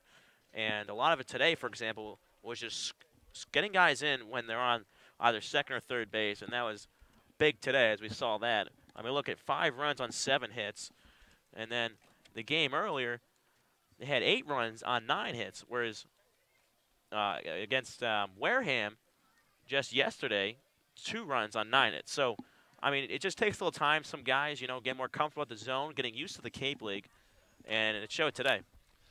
And you're exactly right. Hitting with runners in scoring position has been crucial these last 2 games for the Harwich Mariners, and that's what's led them to win both games of the doubleheader. And that'll do it for us today from Gov Fuller Field, as we say so long as the Harwich Mariners win 5-1 over the Falmouth Commodores. I'm Austin Rooney alongside Thomas Inzarella and our producer Liam Flaherty. And that'll do it from us as we say so long.